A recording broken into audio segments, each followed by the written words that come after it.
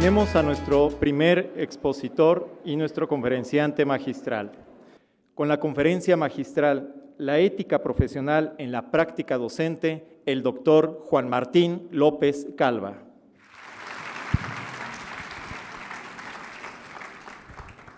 Pues muy buenos días. Tenemos el tiempo muy justo. La presentación yo la había pensado para unos 50 minutos. Voy a tener que reducirla como a 30.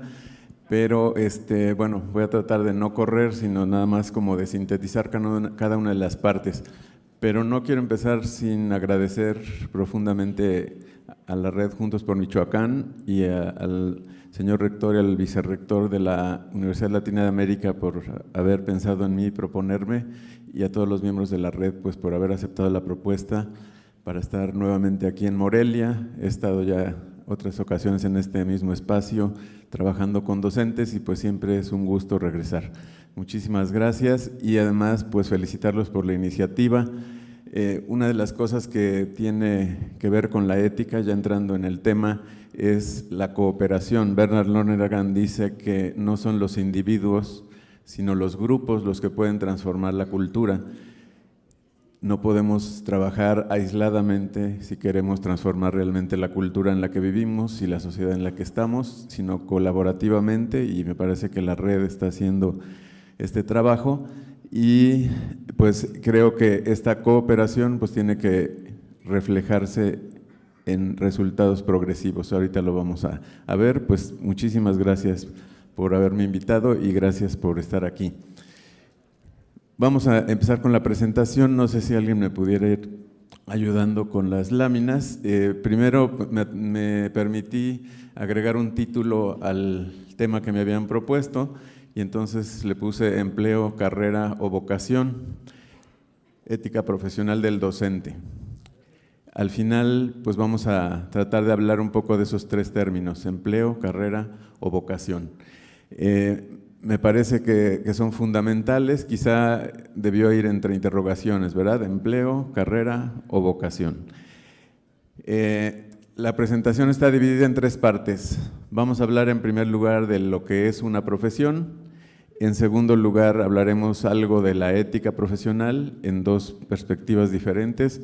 Una es la ética de principios y otra es la ética que yo llamo humanista compleja, que es la que yo he tratado como de aportar investigando desde dos miradas, un filósofo canadiense, Bernard Lonergan, y un filósofo, sociólogo, pensador francés, Edgar Morin, ambos del siglo XX, Morin todavía vivo. Pues vamos empezando, si me van ayudando por favor con la siguiente diapositiva. Creo que es más interesante que vean las diapositivas a que me vean a mí, que ya estoy muy visto. Me voy a bajar mejor para ir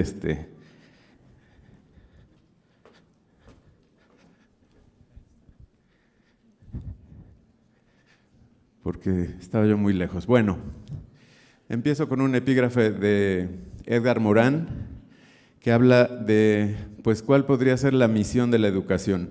Y él habla de dos elementos. Dice él, la educación nos debe ayudar, por un lado, a asumir la parte prosaica y por otro lado, a vivir la parte poética de nuestras vidas. ¿A qué se refiere Edgar Morin con la parte prosaica de la vida humana? Él dice, la parte prosaica de la vida humana es todo aquello que hacemos para sobrevivir. Los seres humanos somos seres que necesitan trabajar, vestirse, relacionarse, etcétera, etcétera, para sobrevivir en el mundo. Pero los seres humanos no son seres que solo vivan para sobrevivir. Entonces Edgar Morin dice, el ser humano es el único ser que vive para vivir. ¿Qué es lo poético, según este autor? Lo poético es todo lo que hacemos los seres humanos para vivir, para buscar vivir una vida que se pueda llamar humana. Y de eso se trata la ética. Me gustaría dejar en claro esto. La ética no es una serie como de principios, normas rígidas, sino es una disciplina que se encarga de preguntarse continuamente en qué consiste una buena vida humana. Y eso es dinámico porque en cada momento histórico, en cada cultura va cambiando, pero la pregunta sigue ahí. ¿En qué consiste vivir una buena vida humana? ¿En qué consiste ser mejores seres humanos cada día? y es la única manera que tenemos, a través de esa parte poética, de garantizar la supervivencia, porque Edgar Morin dice, en el siglo XXI estamos ya tan cerca de una catástrofe ecológica o armamentista o de la autodestrucción de la especie humana por las desigualdades, por las hambrunas, etcétera, que la única manera de salvar a la humanidad es realizándola, es decir, haciéndola más humana. Esa es la parte de la ética, nada más para explicar el epígrafe, y no me voy a tardar más porque el tiempo sigue avanzando. Adelante. Bueno, la ética profesional, adelante. En la educación superior, sobre todo, llegamos profesionistas de muchas disciplinas diferentes, de muchas carreras, y podemos decir, pues que yo soy, bueno, más bien podríamos decir que yo podría llamarme un profesional de la arquitectura, porque tengo mi título de arquitecto colgado en mi casa, pero finalmente nunca me he dedicado a eso. Entonces, ¿realmente soy un profesional de la arquitectura o soy un profesional de la educación? Y lo mismo podríamos decir de los que estamos aquí. Si yo soy un contador, un ingeniero, etcétera, ¿soy un profesional de la educación o soy un profesional de mi profesión? Bueno, ¿qué es una profesión? En primer lugar, Weber da la parte como más elemental, esencial. Él dice, pues es algo que hacemos, una actividad especializada, permanente, que hacemos para ganarnos la vida, para tener un fundamento económico de nuestra existencia, ¿no? Entonces, pues es una parte de la profesión. Soy un profesional de la educación superior, pues si la mayor parte de mis ingresos, de lo que hago para ganarme la vida, está en la educación, y si es una actividad especializada para mí y sistemática, estoy permanentemente allí. No, digamos, no seré yo un profesional de la educación si esporádicamente de repente me invitan a dar una clase y pues me gusta y la doy, ¿verdad? Sino si sistemáticamente estoy en esto y me gano la vida con eso. Pero esa es una parte muy simple, muy elemental de la profesión. Vamos a la siguiente, por favor. Si pensamos con más detenimiento, la profesión no es solamente un medio para ganarnos la vida. La profesión tiene que ver con algo que hacemos hacia la sociedad. Pasamos a la siguiente, por favor, para no ir avanzando. Entonces, una profesión es mucho más que un medio individual de sustento, dice Adela Cortina, y dice también Augusto Hortal, que es una profesión, es una actividad social cooperativa cuya meta interna consiste en proporcionar a la sociedad un bien específico e indispensable para la supervivencia como sociedad humana. ¿Sí? Por eso no podría existir determinado bien social si no existiera X profesión. No habría salud pública si no hubiera la profesión médica. No habría educación formal si no hubiera profesionales de la educación. La educación, entonces, es una actividad cooperativa y social que está orientada a aportar un bien, ¿sí? Un bien a la sociedad, ¿sí? Adelante, por favor. Eso tendría que ver con lo que llaman algunos autores los bienes internos. Si le damos, por favor, para que aparezca todo. Otro más, y creo que otro más. Entonces, ¿qué es? En toda profesión, dicen los autores, hablamos de un bien interno de la profesión. ¿Qué es lo que la sociedad no tendría si no existiera esa profesión? ¿Qué es lo que aporta socialmente esa profesión? Ese es el bien interno. Si no hubiera profesionales de la educación, ¿de qué se perdería la sociedad? A eso, como lo respondamos, con las palabras que lo queramos decir, se llama bien interno de la profesión. Pero también hay bienes externos de la profesión. Adelante, por favor.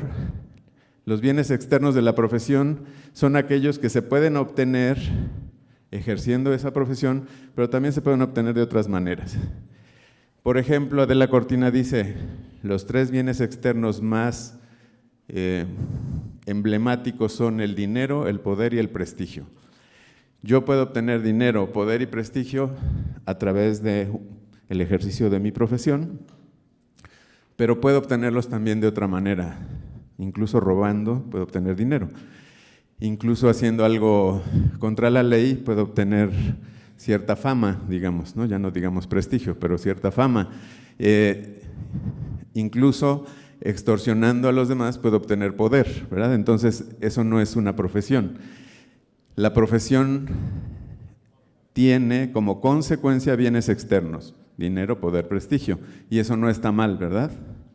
Porque si yo trabajo bien mi profesión, si yo aporto a la sociedad lo que tengo que aportar, está muy bien que yo gane dinero, que yo tenga cierta influencia y que yo tenga un prestigio, porque me lo gano trabajando. El problema es cuando invertimos, y me parece que hoy estamos en una sociedad que ha invertido estos términos. Entonces buscamos en la profesión primero los bienes externos y nos olvidamos del bien interno. Entonces, yo tengo incluso un articulito de estos del periódico que le titulé ¿De qué vas a vivir? Porque creo que incluso los papás, cuando nuestro hijo está en el bachillerato y nos dice, papá, quiero estudiar filosofía, le decimos, ¿y de qué vas a vivir? ¿Verdad? Porque estamos a veces pensando más en el bien externo, dinero, poder, prestigio. Y lo hacemos con buena intención. Obviamente queremos que nuestros hijos tengan un futuro económicamente sustentable, etcétera. Pero el problema es que eso refleja una cultura. Refleja la cultura de decir, estudia esto porque ahí se gana más dinero, se tiene más poder y se llega más rápido al prestigio. Y no estudia esto porque vas a aportar desde tus talentos algo a la sociedad.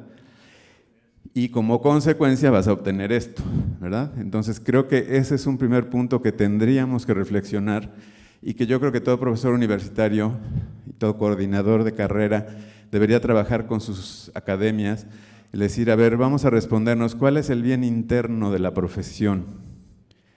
Y ese bien interno tendría que ser un eje transversal que cruzara todas las materias.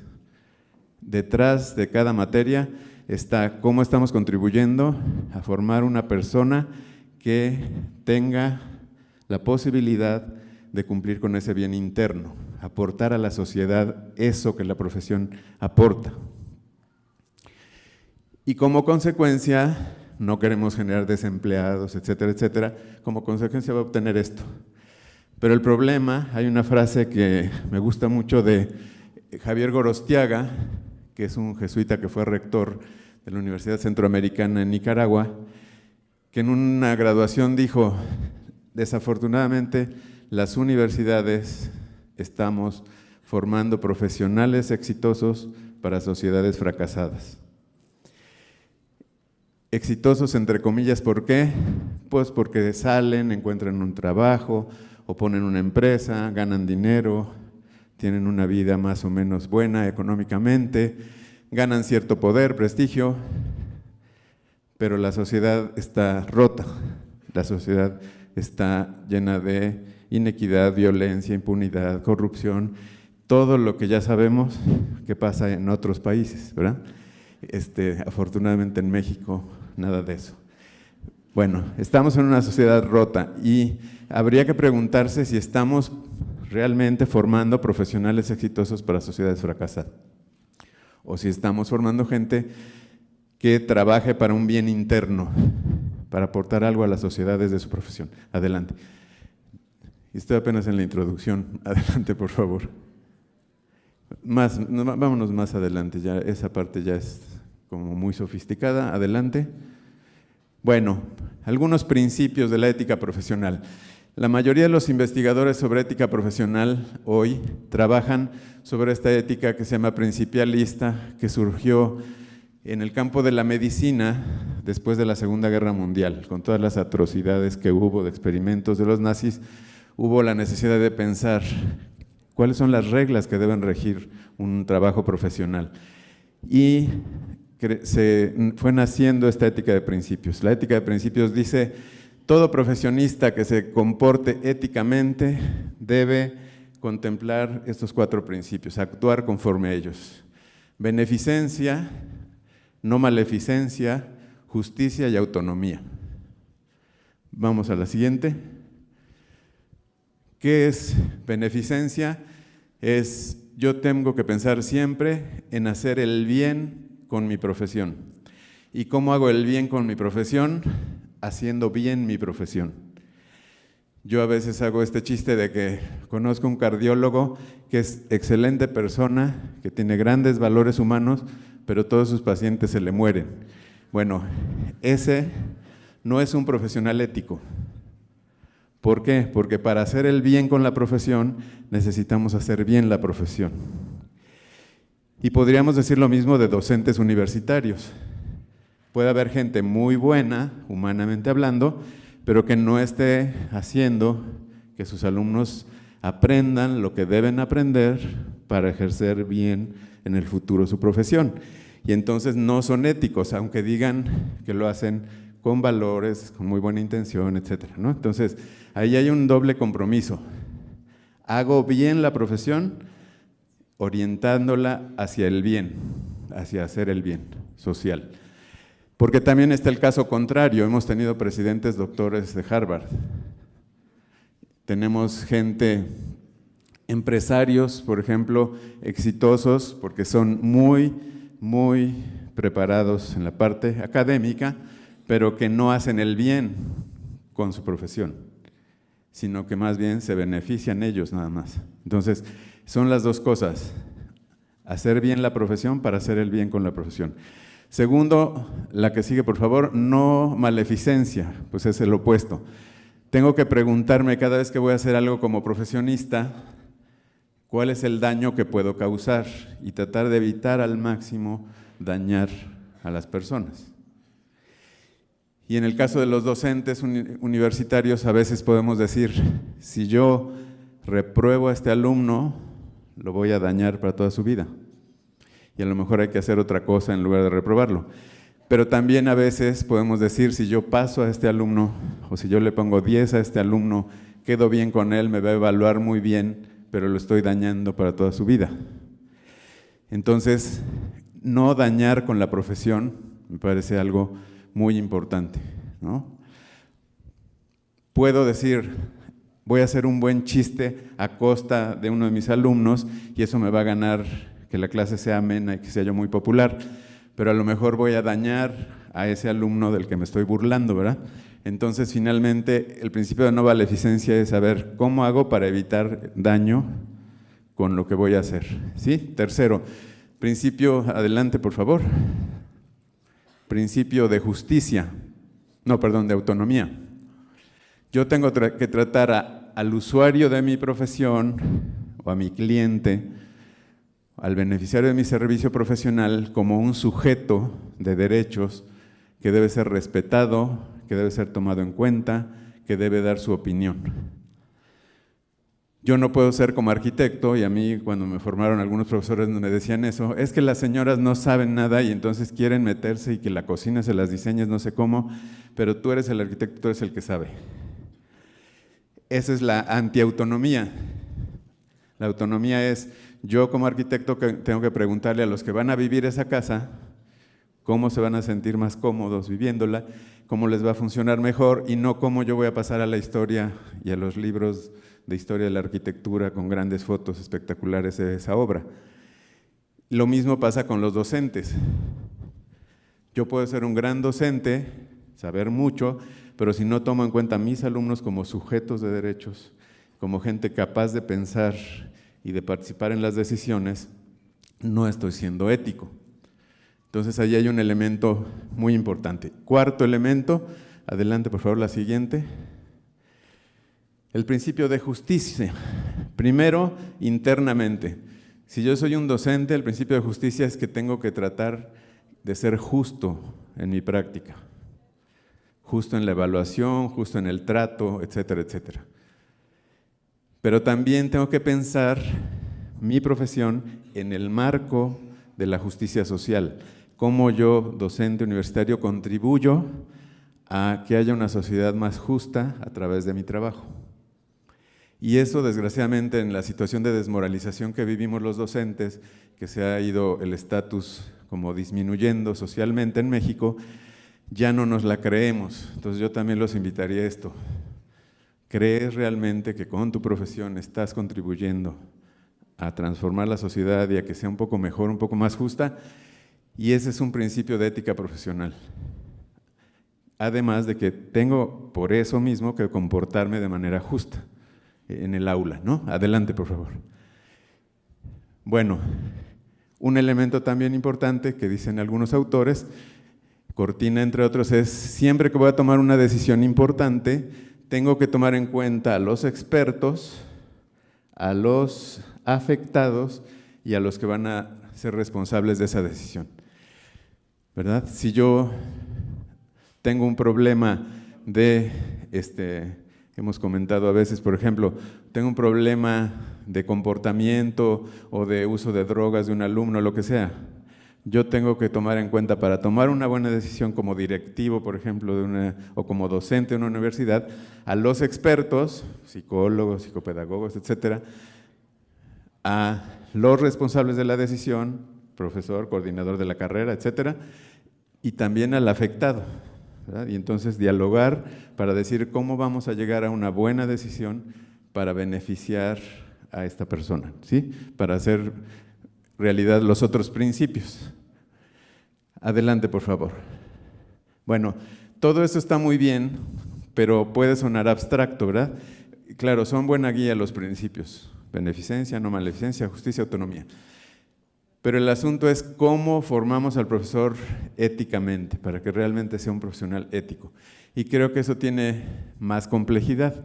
¿Por qué? Porque podemos ver la ética solo desde lo que llaman moral como contenido, que no está mal. Moral como contenido quiere decir cuáles son los valores que nuestra sociedad en nuestro tiempo acepta como válidos para poder actuar de manera humana en lo profesional en este caso. Los contenidos morales, ¿verdad? Cómo vamos entendiendo en qué consiste una buena vida humana y cómo vamos asumiendo esos valores que nuestra sociedad nos marca. Pero más allá de eso está la moral como estructura. Esta es una división de Aranguren. La moral como estructura quiere decir, los contenidos morales pueden ir variando, teniendo diferentes formulaciones a lo largo del tiempo, de las culturas, pero en el fondo está que los seres humanos, dice Adela Cortina, somos estructuralmente morales. Somos seres éticos en nuestra estructura. Somos seres que no pueden evitar, que no pueden estar más allá de lo moral, ¿verdad? Dice ella, Adela Cortina, no podemos ser amorales, ni las personas ni las instituciones. No estamos al margen del bien y el mal. Ni la ciencia, ¿verdad? Que en la modernidad se asumía que la ciencia estaba más allá del bien y el mal. No, todo está impregnado de lo moral. Y entonces el asunto es cómo formar, cómo descubrir nuestra estructura moral y cómo ejercitar esa estructura moral. Adelante, por favor. Porque, como dice Melchin, en el ámbito moral o ético, en este caso estoy usándolos como sinónimos, podemos vivir con las respuestas correctas, pero las preguntas equivocadas.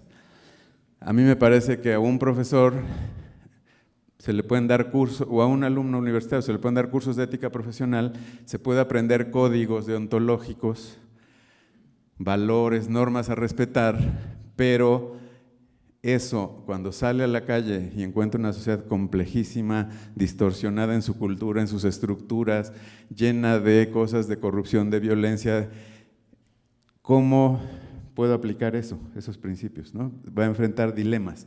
Y el asunto está en cómo entonces podemos hacernos las preguntas correctas, las preguntas éticas correctas.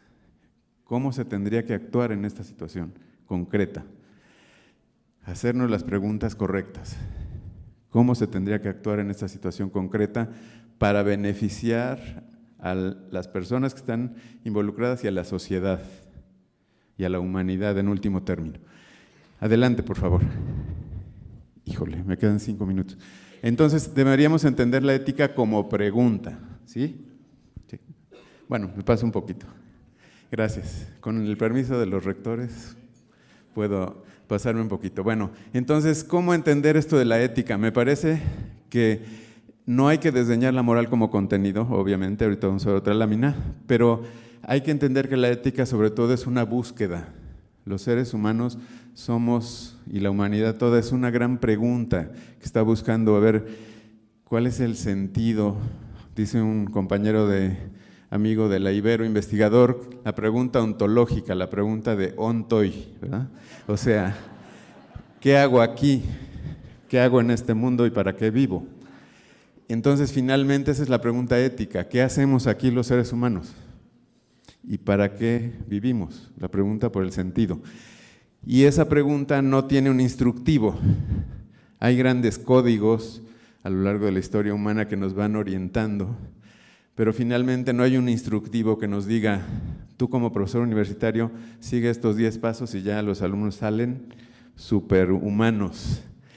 O los hijos, ¿verdad? Si los educas de esta manera, ya la hiciste. No hay un instructivo, hay una brújula, como se ve ahí.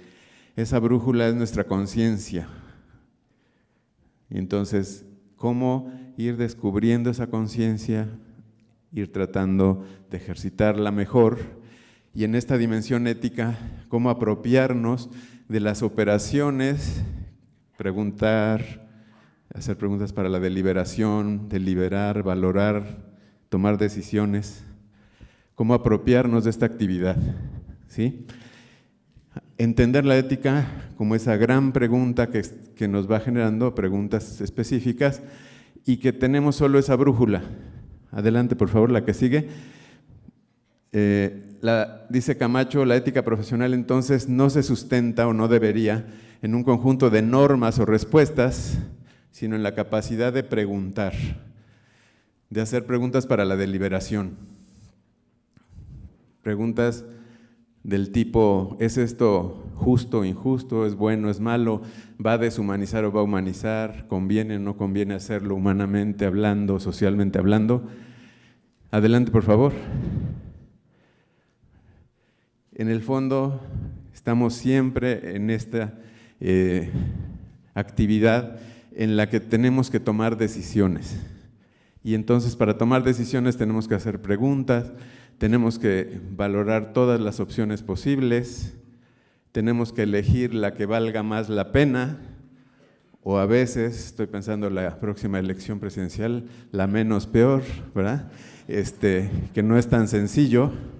A veces hay que actuar por el bien mayor, pero a veces lo posible es el mal menor, pues, ¿no? Entonces, ¿cómo le hacemos? Y tenemos obviamente entonces, cuando hacemos una opción, que renunciar a todas las demás. Y eso también es mucho de lo que tendríamos que educar a nuestros jóvenes de hoy, ¿verdad? Porque hoy están acostumbrados a que quieren todo, de todo, y creen que se puede. El problema es la segunda parte. La primera parte, ¿queremos todo acerca de todo? Sí. Los seres humanos queremos saber todo acerca de todo, quisiéramos elegir todo acerca de todo, pero sabemos que ya en la realización eso no es posible. Estamos limitados, tenemos que elegir y renunciar. Y entonces esa parte hay que educarla. A ver, tú eres un ser tomador de decisiones y el profesor también.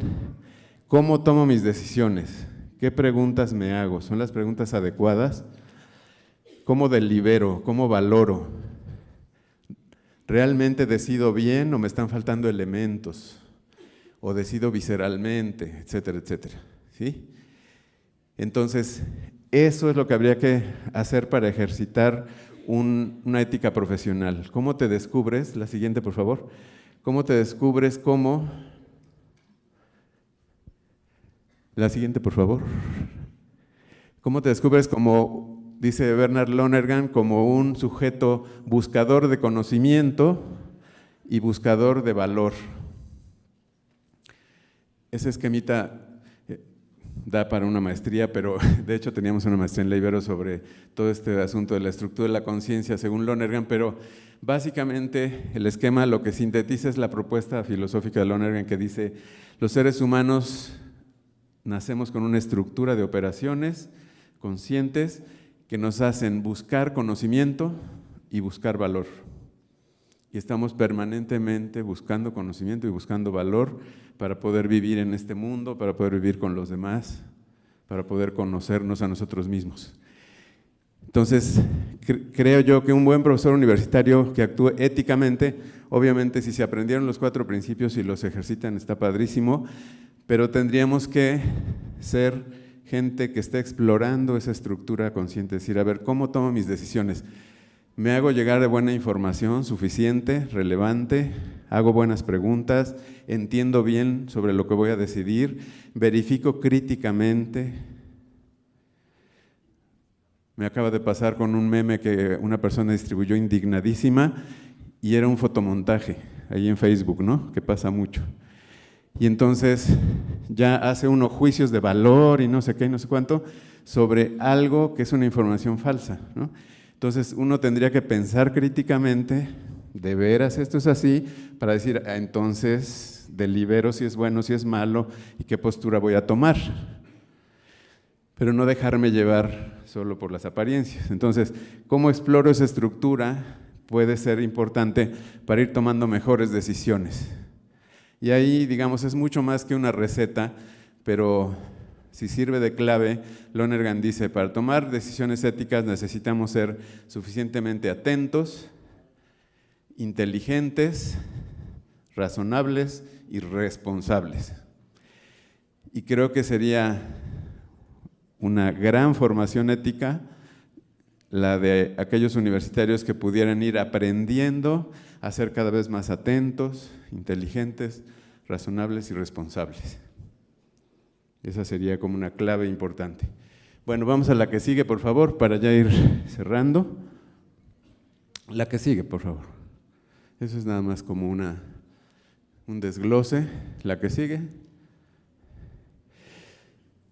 Y bueno, si hiciéramos eso a nivel individual y a nivel intersubjetivo, podríamos contribuir, y creo que la red Juntos por Michoacán eso quiere, a, como dice Lonergan, reforzar el ciclo del progreso y tratar de luchar contra el ciclo de la decadencia. El ciclo de progreso, a lo mejor ahí no lo alcanzan a leer, pero dice Lonergan hay una situación actual en la sociedad, tratamos de entenderla, de reflexionarla críticamente, tomamos decisiones responsables, actuamos de manera comprometida,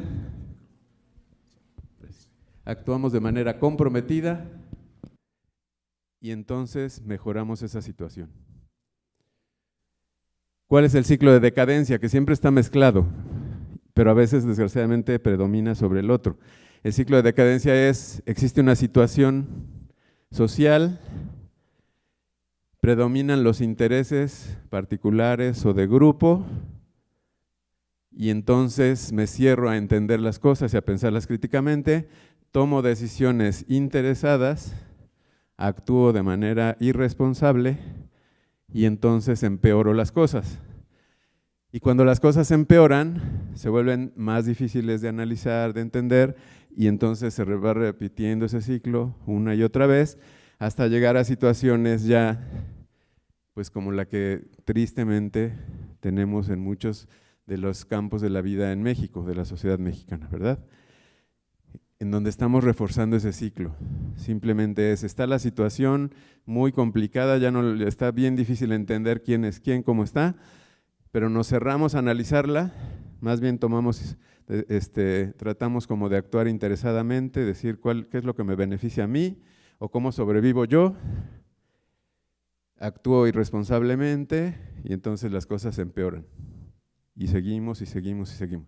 Y ahí podemos estar los educadores, podemos estar todos metidos en ese círculo de decadencia social. ¿Cómo tratar de, desde la reflexión de ser más atentos, inteligentes, razonables, responsables, contribuir a ese ciclo de progreso? Ese sería el desafío ético fundamental, ¿verdad? Adelante, por favor. Adelante. Híjole, ya, bueno, yo creo que voy a ir concluyendo. Nada más, otra más, esos ya serían de adorno, otra más. Bueno, quizá la anterior, por favor. Quizá nada más estas dos últimas. ¿Cómo asumo la dialógica del acto moral? Dice Edgar Morin, el acto moral siempre está atravesado por una tensión entre riesgo y precaución. Como docente universitario, ¿cómo vivo esa tensión conscientemente y cómo la voy resolviendo? ¿En qué situaciones arriesgo? ¿En qué situaciones tengo que ser más bien precavido? ¿Y cómo hago que mis alumnos aprendan a identificar esa tensión en todas sus decisiones y aprendan cómo deben manejar esa tensión? Arriesgas, cuidas. Arriesgar, cuidar, apostar y también conservar. Entonces, habría que ir como trabajando en eso. La siguiente. Esta me parece fundamental, por eso no me la voy a saltar, aunque ya me estoy pasando el tiempo. Adelante, por favor. Simplemente para pensar la ética en 3 niveles. Esta es una adaptación que yo hago de la propuesta de Bernard Lonergan del bien humano como objeto en construcción. Dice Lonergan, el bien humano está constituido por 3 niveles. Primero, el de los bienes particulares. Cada uno de nosotros elige ciertas cosas que o son buenas o son malas, son negativas o positivas, constructivas, destructivas. Ese es el bien particular. Desgraciadamente, a veces nos quedamos ahí en la formación ética de los universitarios, en decir, yo te voy a formar a ti como una buena persona, que no hagas cosas ilegales, que no seas deshonesto, etcétera, etcétera. Y se queda en ese nivel particular. Pero el problema es que no solo hay bienes y males particulares. Un profesional que es honesto, que no roba, que paga sus impuestos, etcétera, contra uno que tranza, etcétera. Bueno, ese es lo particular. El problema es que hay un mal estructural, que yo entiendo que es lo que la red está tratando de atacar, ¿no? Hay un mal estructural cuando las cosas ya no son por decisión solo de las personas individuales, sino que todo el sistema está funcionando de manera que esos males se están retroalimentando y se hacen cada vez más fuertes. En lugar de haber un sistema social en el que las instituciones y todas las normativas y la aplicación de la ley, etcétera, van generando bienestar. Entonces, tenemos el bien de orden contra el mal estructural. Desgraciadamente, en las universidades quizá no nos vamos hasta ese nivel, ¿no? Nos quedamos con decir, Pablito, sé un buen ingeniero, no hagas daño a nadie, y Pablito dice, ok, pero la sociedad entonces, ¿dónde queda? El asunto es, Pablito, no hagas daño a nadie, pero tienes el compromiso de que vas a estar en una sociedad que tienes que cambiar esas estructuras de mal para construir un bien de orden. Y también un tercer nivel, que también creo que la red pues tiene que ir por ahí, y eso es mucho más largo el cambio. El nivel de la cultura que tiene que ver con cómo miramos la realidad, cómo vemos lo que es constructivo y lo que es destructivo, lo que es bueno y lo que es malo.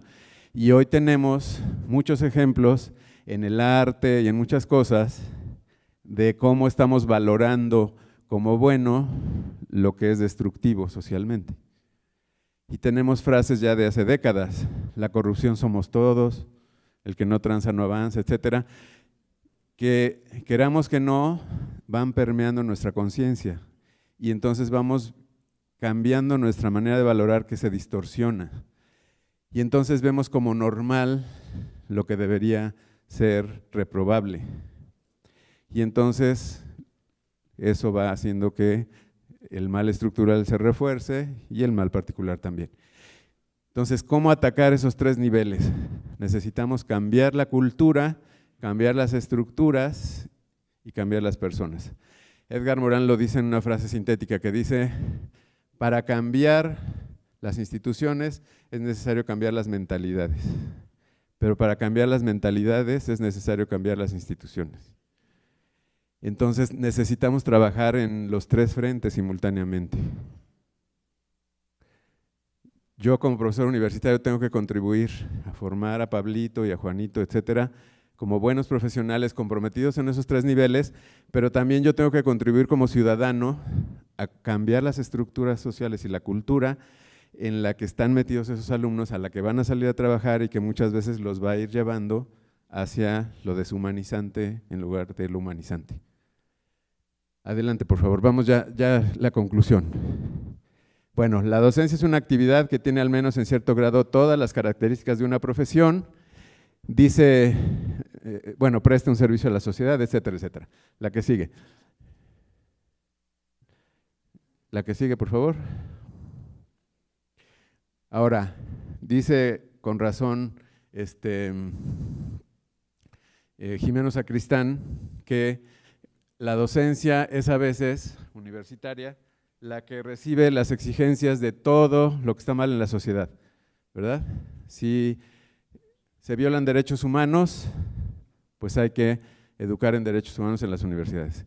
Si hay una mala educación en el tráfico, pues vamos a hacer educación vial en las universidades. Si está la cuestión del medio ambiente, pues hay que hacer educación ambiental en las universidades, etcétera. Se nos van cargando todas las deficiencias sociales a los docentes. Eso no puede ser admisible, ¿verdad? Porque no somos responsables de todo eso que está mal afuera. Sin embargo, adelante por favor. Sin embargo, el mismo autor dice, si vemos la docencia en un sentido amplio, no podemos tampoco evadir esa responsabilidad, porque también algo tenemos que aportar en todos esos problemas. Algo tenemos que aportar para cambiar las situaciones. Entonces, sí necesitamos educar obviamente en matemáticas, química, en lo que nos toque hacer, pero también de manera que estemos educando ciudadanos éticos. Adelante, por favor. Adelante. Bueno, la principal asignatura es esta, ¿no? Enseñar a ser humano, finalmente. Y por eso necesitamos ejercitar los principios de la ética profesional los docentes, ¿verdad? Ahí está dicho sintéticamente para no tardarme más. Bueno, no quisiera terminar sin responder a la pregunta. Adelante, por favor. Empleo, carrera o vocación.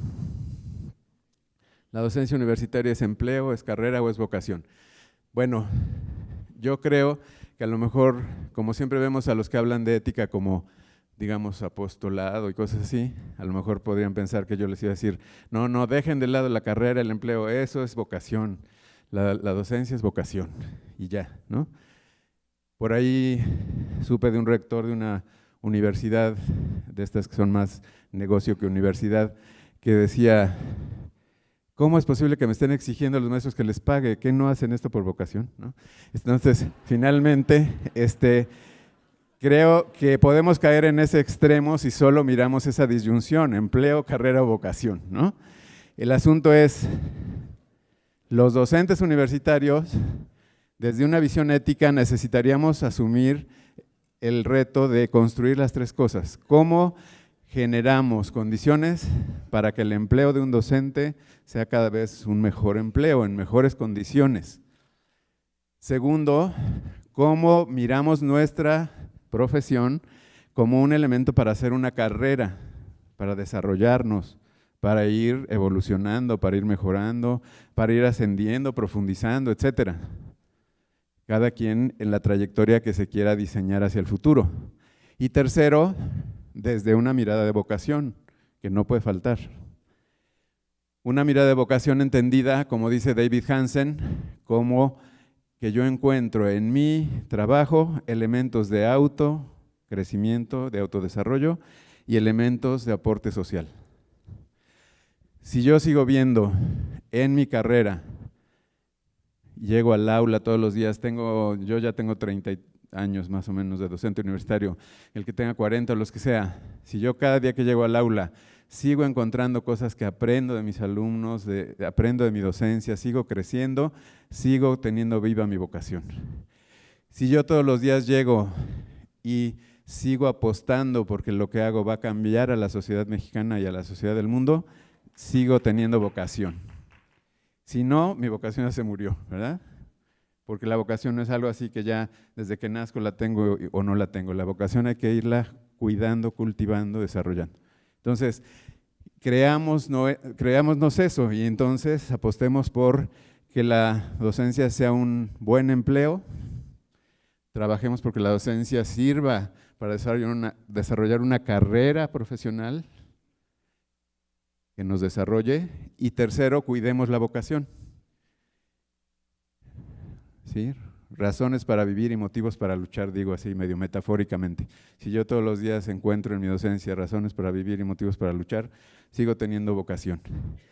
Y por eso siempre los invito, búsquenlo en internet y pónganlo en el espejo cuando se arreglan para ir al trabajo, un poema de Nicanor Parra que se llama Autorretrato, que habla tal cual de un profesor viejo, cansado, que ya no tiene nada de vocación, que se acabó su persona en el ejercicio docente, ¿verdad? Como para tenerlo ahí para decir, a ver, trataré de evitar esto, ¿sí?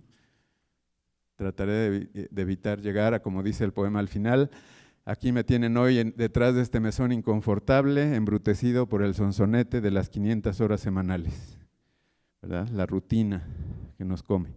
Entonces, ¿cómo le hacemos para seguir encontrando razones para vivir y motivos para luchar en la educación? Es una apuesta, no es algo que objetivamente hoy, digamos, está garantizado. Hay muchas evidencias de que lo vamos a lograr, de que con lo que hacemos realmente México va a cambiar, pero hay probabilidades, hay razones para la esperanza en la desesperanza, dice Morán, ¿no? Entonces necesitamos seguir trabajando, seguir creyendo y seguir apostando, ¿verdad?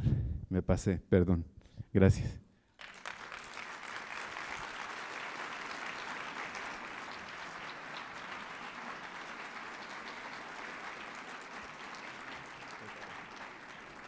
Agradecemos al doctor Juan Martín López Calva por esta brillante conferencia y abrimos el uso de la voz para que ustedes desde su lugar, y les pedimos brevemente, en función de los tiempos, puedan hacer una pregunta. 1 y 2, por favor. Gracias. Bueno, primero mencionar que me pareció un acierto, porque yo he advertido mucha confusión al respecto, a lo mejor en mí mismo, no reducir la ética a la moral. Y ahí a mí me parece que es un acierto que me parece muy interesante. Schiller, cuando aborda el tema de la ética, no lee uno menos de una cuartilla cuando aparece un concepto que para mí es toda una categoría, que es el amor. Y usted habló de intersubjetividad. Entonces a mí me parece que en clave de amorosidad los procesos pedagógicos deben de tener un peso muy importante esta categoría, ¿no? Y lo dicen infinidad de autores, ¿no? Me llama mucho la atención, bueno, quiero mencionar que el caso de la Ibero es un caso muy bonito, por decirlo de alguna manera, por el carácter ideológico de esta universidad, ¿sí? Y ese gran trasfondo filosófico, ¿no? De seres de luz y de bien, ¿no? Le preguntan, dice un maestro de la Ibero, ¿y qué está pensando el maestro? ¿Qué está pensando y en dónde está su corazón cuando se está dirigiendo a sus estudiantes? Bueno, y un último comentario, aunque sea nada más así, que nos diga algo, porque daría para mucho. Muchas universidades, la Ibero, la UNAM, hasta la Nicolaita, han trabajado un tema que es penoso, pero que tenemos que afrontarlo. Y son las actitudes no éticas, que son muy frecuentes en niveles incluso de posgrado, de formación, y en donde se pone en juego esa bonita trilogía entre lo profesional, la formación. Gracias y mis respetos, felicidades. Muchas gracias. Gracias. Si quiere, escuchamos la segunda y luego hago una síntesis. Estaba aquí de este lado, por favor. Sí, usted de rojo. Sí, por favor.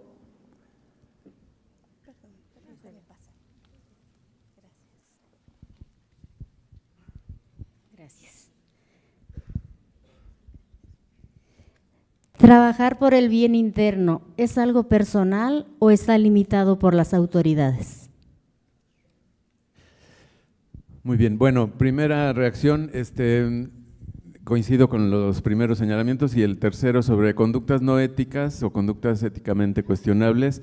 Hay mucho, bueno, no hay mucho, hay algo de literatura.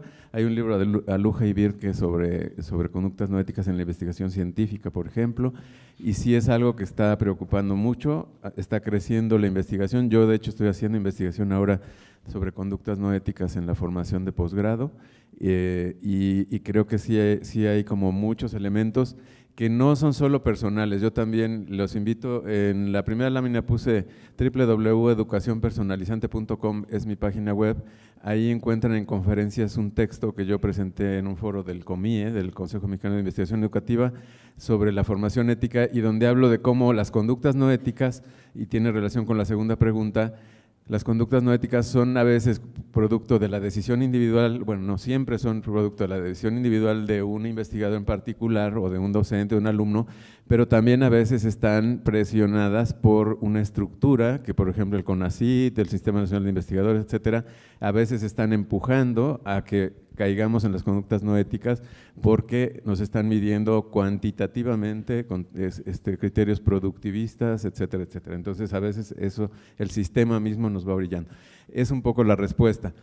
Digamos, el trabajar por el bien interno de la profesión es algo que es mi decisión personal, comprometerme, pero sí está muy mediado, presionado, limitado a veces por todo el sistema, la estructura institucional, la normativa de la SEP, etcétera, etcétera. O sea, todas esas cosas hay que irlas cambiando poco a poco, también incidiendo no solo en lo que pasa en mi aula, sino en lo que pasa ya en la organización del sistema educativo, para que realmente podamos apuntar hacia ese bien interno de las profesiones. Y me parece que eso también habría que entenderlo como un camino, ¿verdad? Lo ético nunca es de que ya lo logramos, porque nunca vamos a ser así ya perfectos, pero es ir caminando hacia allá. En parte es mío, pero en parte la estructura y la cultura me van envolviendo, ¿no? Y me van limitando. Muchas gracias. Muchas gracias, doctor Juan Martín López Calva.